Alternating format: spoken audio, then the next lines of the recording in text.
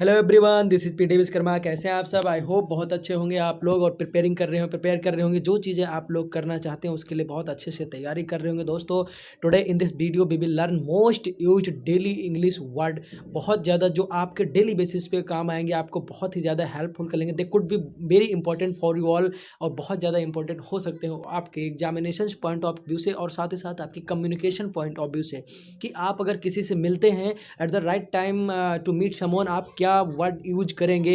It depends only on कि आप कितने वर्ड जानते हैं। तो ये बहुत ही ज़्यादा इंपॉर्टेंट है और इसके ये जो वीडियो सीरीज है ये लगातार चल रही है हमारे चैनल पर। आप लोगों ने देख ही लिया है, बहुत सारे चैनल पर हमारे जो वीडियो अपलोड किए गए हैं, इसके 4 पार्ट्स ऑलरेडी अपलोड कर दिए गए हैं on this YouTube channel. And you show your love and support to those videos and I can hope for this video also. तो दोस्तों, वीडियो को शुरू करते हैं।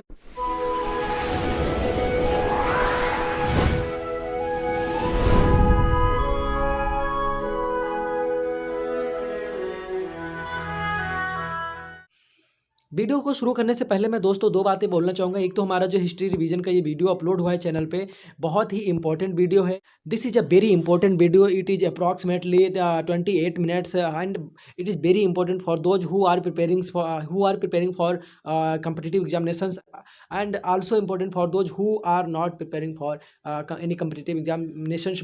और जो हमारा दूसरा है वो है कि हमारा एक कोटेशन है यहाँ पे, और इस कोटेशन का मतलब है कि जो 4 पॉइंट है, इसमें 5 पॉइंट वो बहुत ही ज़्यादा इंपॉर्टेंट है। पहला है मेरे पास समय नहीं है। अक्सर लोग ये बहाने बताते हैं कि मेरे पास समय नहीं है, जो कि ये सिर्फ एक्सक्यूज है। दूसरा है मेरे पास पैसे नहीं है।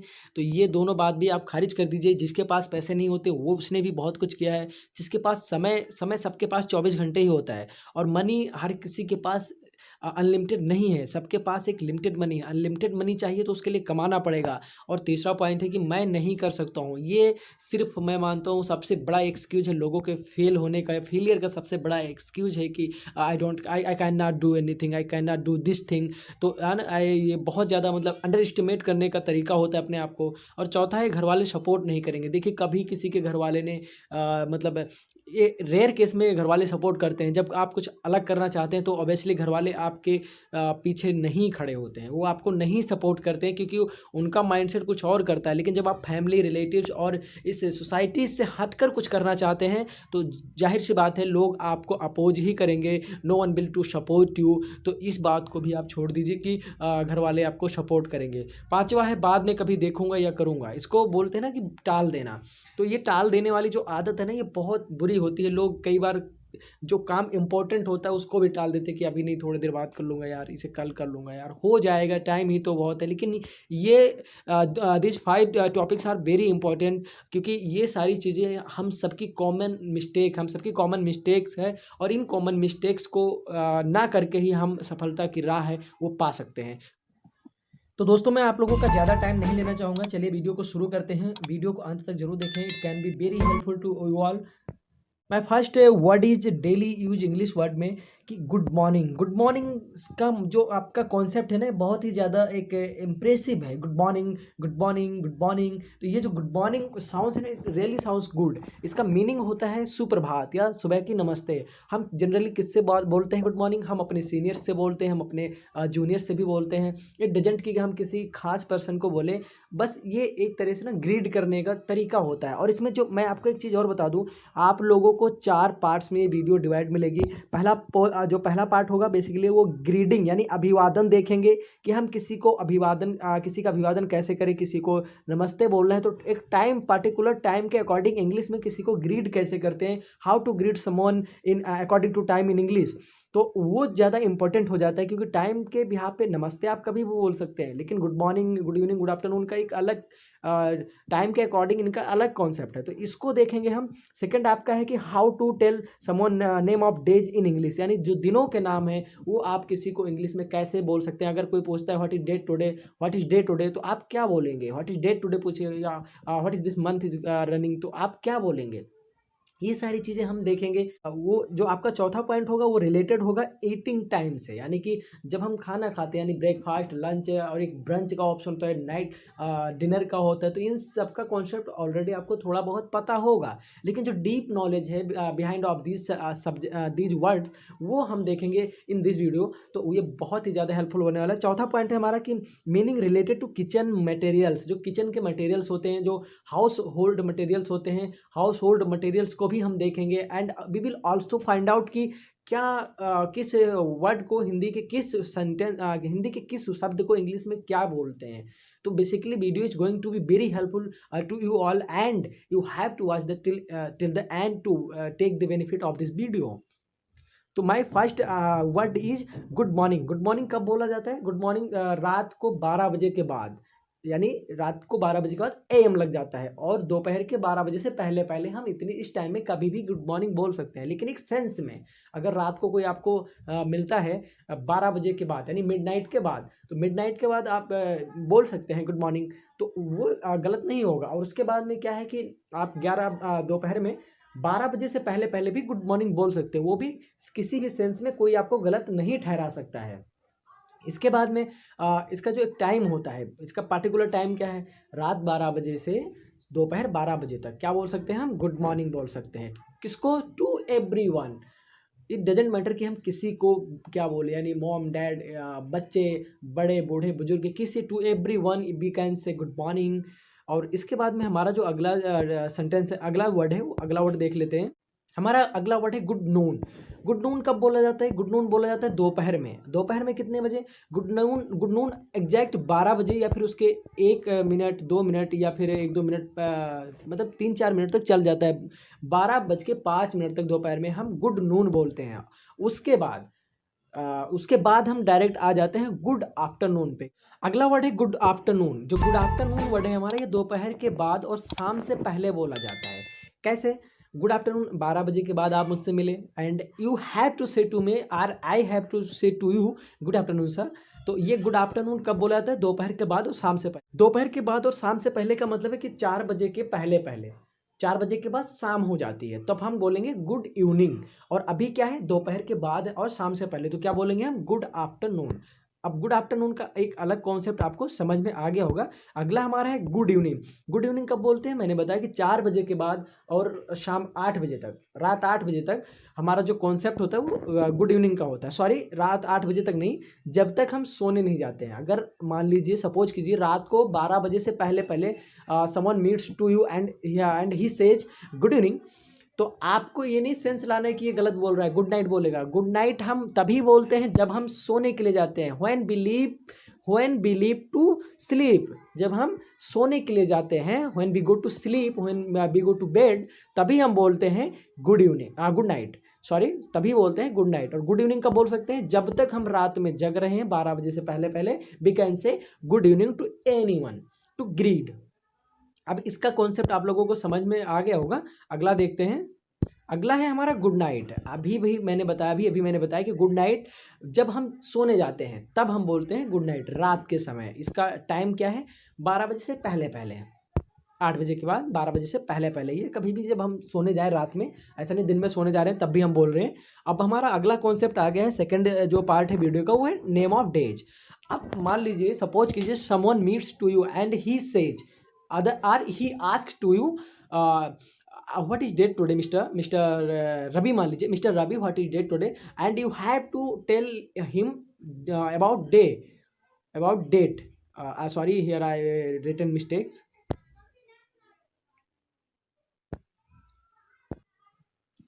अब हमारा वीडियो का अगला पार्ट आ गया, पार्ट 2।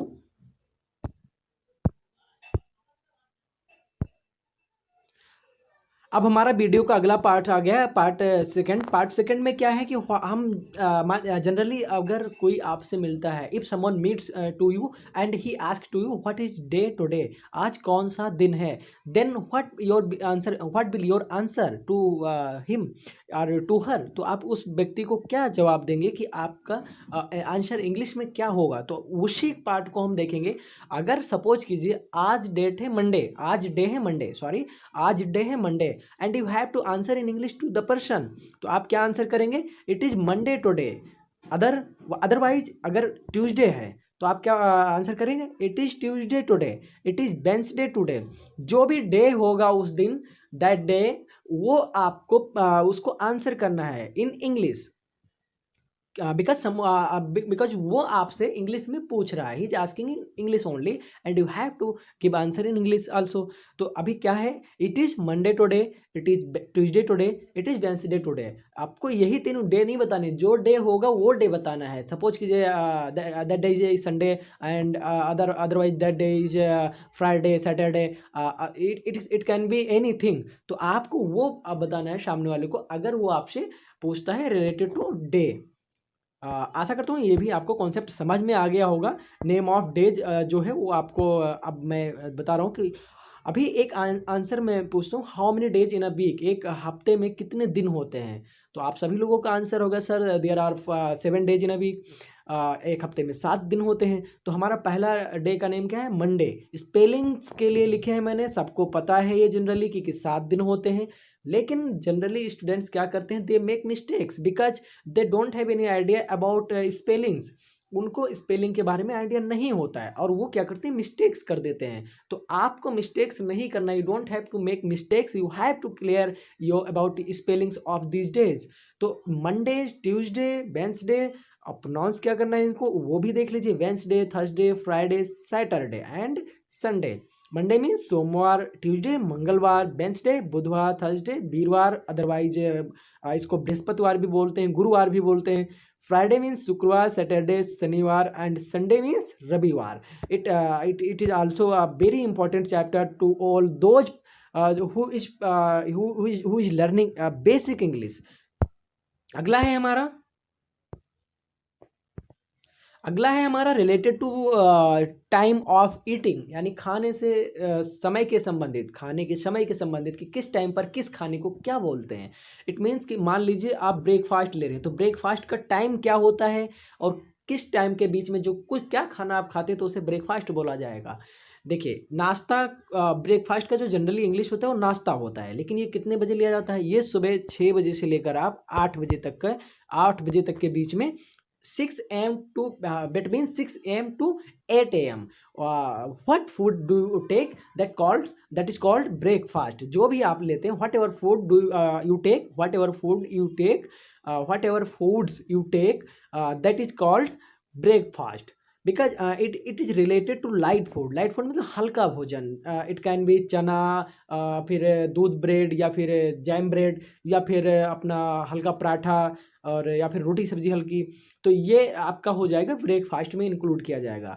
अब इसके बाद में अगर आप सुबह दाल चावल रोटी सब्जी सब लेते हैं तो that will not include in breakfast, उसे ब्रेकफास्ट नहीं कहा जाएगा, because breakfast is related to light food, यानी हल्के भोजन से संबंधित है ब्रेकफास्ट, नाश्ता है एक।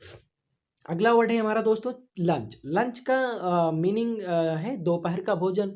तो दोपहर के भोजन में क्या क्या, एक हैवी भोजन होता है दोपहर का, एक हैवी फूड होता है, मतलब लाइट फूड में नहीं होते, हैवी फूड होता है, तो इसको हम बोलते हैं लंच। और लंच का जो बेसिक टाइम होता है वो आप सबको पता है कि it is between to 12 PM to 13 PM, मतलब 12 बजे से, दोपहर 12 बजे से, और फिर अपना दोपहर में 3 बजे तक, दोपहर 12 बजे से 3 बजे तक के बीच का जो टाइम होता है, उस बीच में जो भी food, whatever foods you take, that is called lunch, और उसे दोपहर का भोजन कहा जाता है। तो it is very important, these words are very important, you have to keep in mind.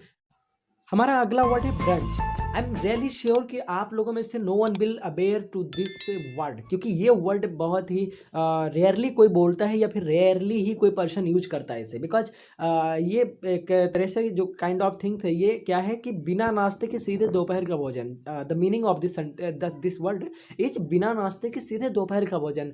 कुछ लोग होते हैं जिन्हें दोपहर के सुबह के टाइम में भोजन लेना अच्छा नहीं लगता है, उनका ये एक रूटीन सेट है, वो सुबह कुछ दूध का गिलास ले लिया, या फिर अपना टी कॉफ़ी जो भी लिया, और उसके बाद में सीधा वो 11 बजे या 12 बजे के आसपास सीधा लंच लेते हैं, because they don't want to take food in early morning, या फिर they don't want to take breakfast. तो वो क्या करते हैं, ब्रंच करते हैं। It is called brunch if they take the foods between 11 AM to 2 PM 3 PM, it is called brunch. तो ब्रंच का मतलब क्या हो, बिना नाश्ते के सीधे दोपहर का भोजन, और इसमें वो हल्का फूड तो लेंगे नहीं क्योंकि वो सुबह भी कुछ नहीं खाए हैं, तो दोपहर में हैवी फूड ही लेंगे, तो इसे ब्रंच कहा जाएगा। अगला वर्ड है हमारा डिनर। डिनर से पहले जो इवनिंग में आता है, इवनिंग में भी लाइट फूड आता है, जैसे कि आप अगर फास्ट फूड लेते हैं या फास्ट फूड ना लेकर कोई लाइट फूड ले लेते हैं, मान लीजिए आपने टी लिया, टी के साथ आपने अपना बर्गर अपना या फिर कुछ और ले लिया, जैसे कि पिज्ज़ा ऑर्डर कर लिया, तो या जो इवनिंग फूड होते हैं उन्हें भी ब्रेकफास्ट आप इंक्लूड नहीं कर सकते, क्योंकि ब्रेकफास्ट का जो मतलब होता है इवनिंग के टाइम में जो भी आप लेते हैं उन्हें ब्रेकफास्ट में इंक्लूड नहीं किया जाएगा, उनके लिए एक अलग वर्ड है, वो वर्ड होता है डिनर से पहले, प्री डिनर। साथियों अगला पार्ट देखते हैं। अगले पार्ट्स में हम जो वर्ड रिलेटेड टू फूड्स हैं, वर्ड रिलेटेड टू किचन्स हैं या फिर किचन मटेरियल्स हैं, उनके बारे में हमें देखना है। तो ये it is going to be very important, you have to keep in mind. क्या है ना, पहला वर्ड है जो हमारा, पहला वर्ड है सैलड। इसको सैलड पढ़ते हैं, इसका हिंदी मीनिंग होता है सलाद। जो सलाद आप खाते हैं, गाजर मूली प्याज, it is called in English salad. अब इसके बाद में जो आता है फूड। आप सभी लोग इन सेंटेंसेस से आई थिंक कहीं ना कहीं अवेयर होंगे, थोड़ा बहुत तो अवेयर होंगे ही होंगे, बट मैटर करता है स्पेलिंग और कंटिन्यूटी, क्योंकि इन चीज़ों पर जब आपकी निगाह पड़ती रहती है तो चीज़ें आपके सबकॉन्शियस माइंड में सेव होती है। एक दिन आता है जब आप फ्लुएंटली इंग्लिश बोल सकते हैं। अब अगला वर्ड है हमारा फूड। फूड का मतलब होता है भोजन। दूसरा वर्ड है ईट। ईट मतलब खाने को खाना। मैंने खाने को खाना क्यों लिखा, क्योंकि स्टूडेंट्स जनरली मिस्टेक क्या करते हैं कि वो जो फूड का मतलब भी खाना होता है यानी भोजन, और ईट का मतलब भी खाना होता है, तो वो उन दोनों चीज़ों को वो क्या करते हैं, मिस्टेक्स कर देते हैं। तो दोस्तों हमारा अगला वर्ड है डिशवाशर। डिशवाशर मतलब होता है बर्तन को साफ करने वाला। जो भी चीज़ जो भी चीज़ हम यूज करते हैं बर्तन को क्लीन करने के लिए, यूटेंसिल का मतलब होता है बर्तन, ये लिखा हुआ है। तो जो भी चीज़ हम यूज करते हैं यूटेंसिल को वॉश करने के लिए, क्लीन करने के लिए, that is called dish washer. And dish washer का मतलब सीधा सा है कि जो आपके बर्तन होते हैं, बर्तनों को साफ करने वाला होता है, उसी को डिश वाशर कहा जाता है। अगला वर्ड है हमारा दोस्तों पल्स। पल्स का मतलब होता है दाल। डिशवाशर का मतलब बर्तन को साफ करने वाला, यूटेंसिल का मतलब बर्तन ही होता है, पल्स का मतलब होता है दाल।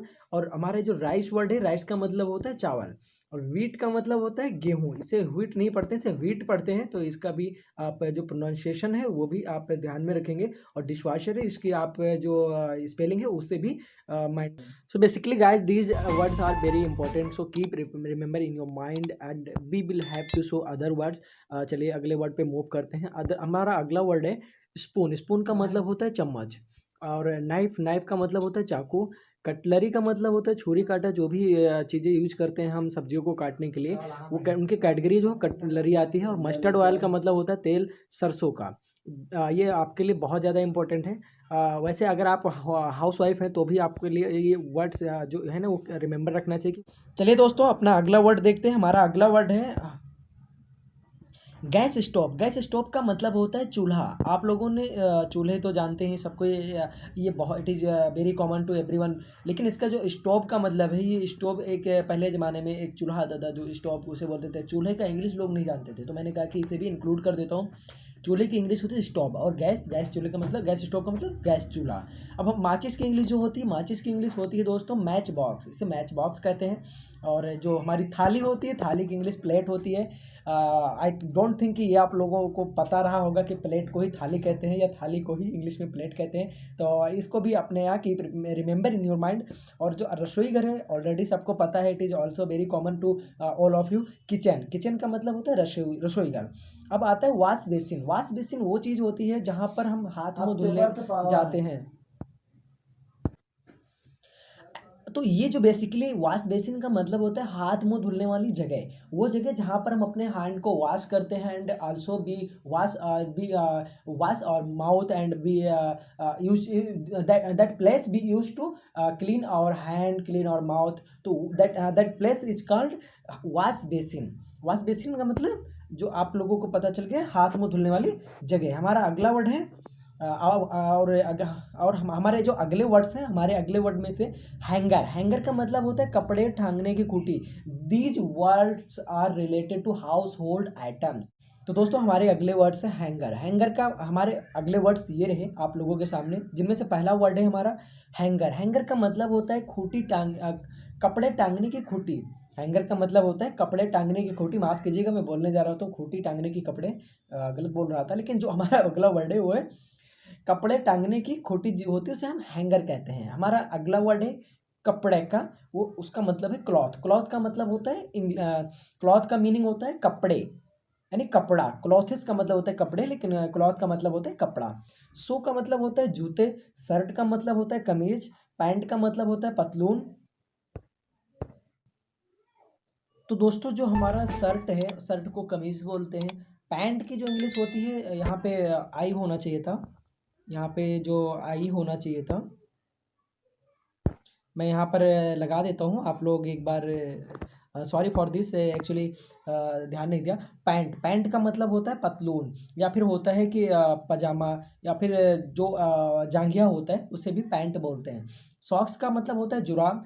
सॉल का मतलब होता है साल या दुपट्टा। और these household items are very important to keep remember in your mind, because ये आपको जनरली हेल्प करेंगे।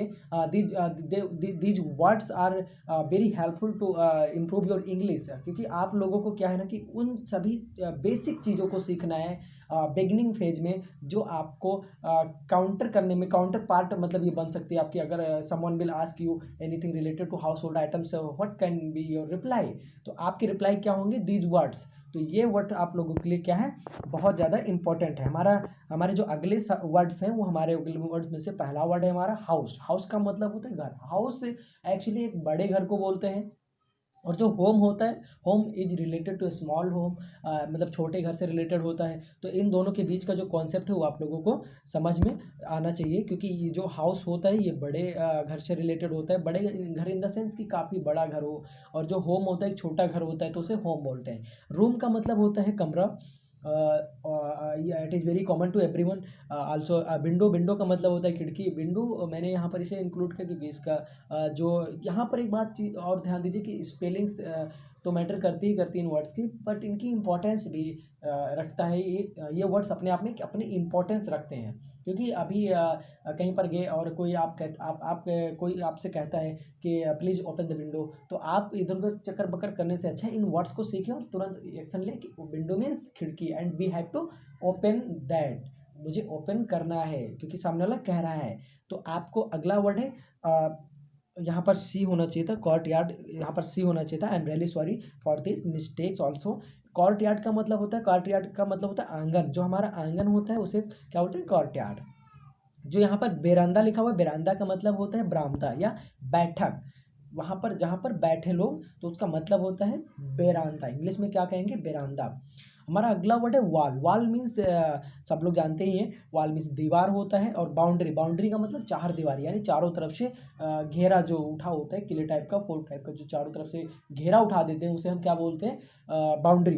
एक ज़्यादा ऊंची नहीं होती, किले की जो बाउंड्री होती है बहुत ऊंची होती है, लेकिन जो अपने घरों की बाउंड्री होती है वो ज़्यादा, उसकी हाइट नहीं होती है, वो बहुत कम हाइट की होती है। और लेकिन बहुत कम नहीं, लेकिन एक मिनिमम हाइट होती है उसकी, एक मैक्सिमम मिनिमम के बीच में मीडियम साइज होती है उसकी, तो उसे हम क्या बोलते हैं, बाउंड्री बोलते हैं, ताकि कोई जानवर कोई मतलब जंप करके अंदर ना आ जाए।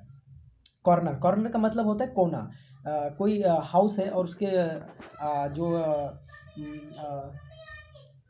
कॉर्नर, कॉर्नर का मतलब होता है कोना। जो यहाँ पर ये वर्ड लिखा है कॉर्नर, कॉर्नर का मतलब होता है कोना।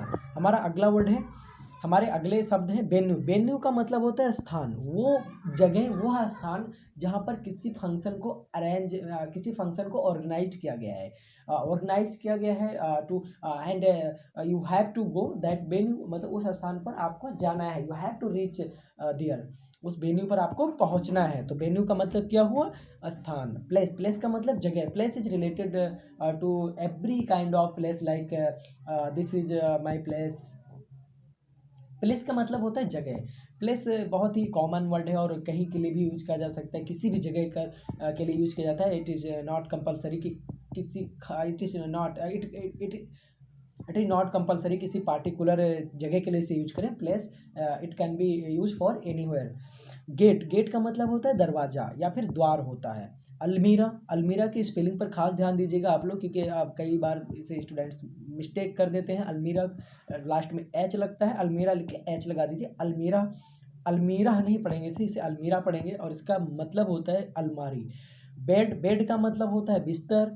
हट, हट का मतलब होता है कुटिया, यानी जो छोटा सा घर होता है या झोपड़ी, तो उसका मतलब होता है इंग्लिश में क्या बोलते हैं उसे, हट। हट मीन्स कुटिया या झोपड़ी।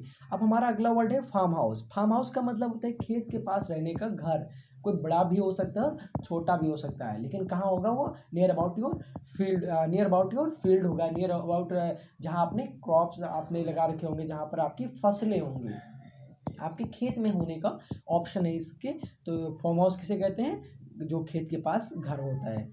रूफ, रूफ कौन सा होता है, आउटसाइड जो छत होता है, यानी छत जो हमारी पड़ी होती है, एक ऊपर पार्ट्स होता है, एक नीचे पार्ट्स होता है। तो ऊपर के जो पार्ट होता है छत का, उसे हम क्या बोलते हैं, रूफ बोलते हैं।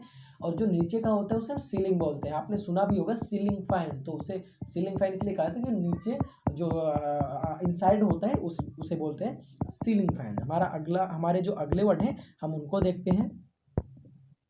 तो हमारे जो अगले वर्ड हैं उनका पहला वर्ड है गेटअप। गेटअप का मतलब होता है उठो या उठना। अगर हम किसी को कहना चाहते हैं जनरली कि उठो, तो हम क्या बोलेंगे, गेटअप। और बाहर जाओ, and get out. Getup and get out. तो ये वर्ड आपको बहुत ही ज़्यादा हेल्प करेंगे। अगला वर्ड है हमारा स्टैंड अप। अगर हम स्टैंड अप का मतलब हम क्या, कोई बैठा हुआ है अपनी जगह से, तो उसे हम खड़े होने के लिए कह रहे हैं, खड़े हो जाओ, यानी स्टैंड अप। जैसा आपने जनरली क्लास में देखा ही होगा, टीचर पहुंचते ही क्या बोलते हैं, स्टैंड अप एवरीवन, तो सभी लोग खड़े हो जाओ। सिट डाउन, सिट डाउन मतलब बैठ जाओ, सिट डाउन एवरीवन, तो सभी बैठ जाओ। स्लीप, स्लीप का मतलब होता है सोना। जैसे मैं बोलूँगा I like to sleep in day, मुझे दिन में सोना बहुत अच्छा लगता है। फिर अगला वर्ड है हमारा बेकअप। बेकअप का मतलब होता है, बेकअप मतलब होता है जागना। जागना मतलब जैसे कोई सो रहा है, सपोज कीजिए someone is sleeping and it is the time of morning, और सुबह का समय है, and still he is sleeping, और वो अभी भी सो रहा है, तो मैं क्या कहूँगा, wake up Ravi please, it is the morning time, please wake up. तो हम उसे कहेंगे जाग जाओ, ये सुबह का समय है, it is not time to sleep, ये सोने का समय नहीं है, it is time to wake up, ये उठने का समय है, तो जाग जाओ। बीप। अब हमारा अगला वर्ड है बीप। बीप का मतलब होता है रोना। मतलब रोने का मतलब इन द सेंस कि ज़्यादा आवाज़ नहीं निकालना, खूब ज़्यादा हाई तौबा नहीं करना, एक स्लो मोशन में रोना वाला, ये बीप होता है। और जो क्राई होता है वो होता है सर पीट पीट के चिल्लाना, मतलब बहुत ही ज़्यादा शोरगुल करके चिल्लाना। अब अगले वर्ड को देखते हैं हम, ईट। ईट का मतलब होता है हमारा जनरली कि खाना, जिसको भोजन को खाना है। दिस वर्ड को हम पहले भी इस वर्ड को हम पहले भी देख चुके हैं पीछे। तो वही बेसिक सा कॉन्सेप्ट है कि भोजन को खाना, ना कि खाना। खाना एक क्रिया है, और खाने को खाना क्या है, ईट। खाने को खाना क्या है, क्रिया है, और खाना क्या है, फूड है। खाना एक प्रोडक्ट है, और खाने को खाना क्या है, एक क्रिया है, एक्टिविटी है, ये एक कार्य है। तो अभी अगला देखते हैं, ड्रिंक। ड्रिंक का मतलब पीना। It is very common, these words are very common to everyone, but why I put these word here, because it is very important to all of you. You will remember these words over here, and you can use these words anywhere. बात। बात का हमारा अगला word है बात। बात का basic meaning है नहाना। इसको बेद भी प्रोनाउंस किया जाता है, बेद इस तरह का। कई लोग बेथ नहीं बोल, इसको बेद इस तरह का पढ़ते हैं, और बात भी बोलते हैं इसको, कुछ लोग बेथ भी बोलते हैं। तो आपको इसे जो भी बोलना बोल सकते हैं, लेकिन इसका जो बेसिक कॉन्सेप्ट मैं समझता हूँ बात ही है। लिसन, लिसन का मतलब होता है सुनना। अगर कोई someone is calling you and you are keep speaking, आप बोले ही जा रहे हैं, तो आप उधर से वो कहता है लिसन टू मी फर्स्ट, पहले मुझे सुन लो, what I want to do, what I want to speak, मैं क्या बोलना चाहता हूँ, पहले वो तो सुन लो। तो क्या कहीं पर भी जहाँ पर भी कोई लिसन का वर्ड यूज करे, दैट मीन्स सुनो। हमारा अगला वर्ड है सिंग। सिंग मतलब होता है गाने को गाना। गाना तो एक क्या है, सॉन्ग है, लेकिन गाने को गाना क्या है, एक सिंगिंग करना, यानी it is a verb, and it is a kind of an activity, एक तरह का कार्य है ये। तो सिंग मतलब गाने को गाना, और सॉन्ग मतलब गाना। स्पीक का मतलब बोलना, जैसे कि like right now I am speaking हूँ। हमारा अगला वर्ड देखते हैं। तो दोस्तों ये कुछ शब्द थे, ये कुछ वर्ड्स थे, ये कुछ टर्म्स थे इंग्लिश के। मुझे लगता है, आई होप कि आप लोगों को वीडियो बहुत पसंद आया होगा। वीडियो को आप लोगों ने एंड तक जरूर देखा होगा और इन्जॉय किया होगा, क्योंकि और साथ ही साथ आप लोगों से कहना चाहूँगा कि वीडियो को बनाने में थोड़ा सा मेहनत लगता है, थोड़ा सा समय लगता है, जो कि ईमानदारी से आप लोगों को एक अच्छा वीडियो बनाकर देता हूँ। उसके लिए आप लोग अपना फीडबैक ज़रूर कमेंट में डालें। और आपसे निवेदन करूँगा, I will request to you all that do share this video to your needy friends, they could also learn.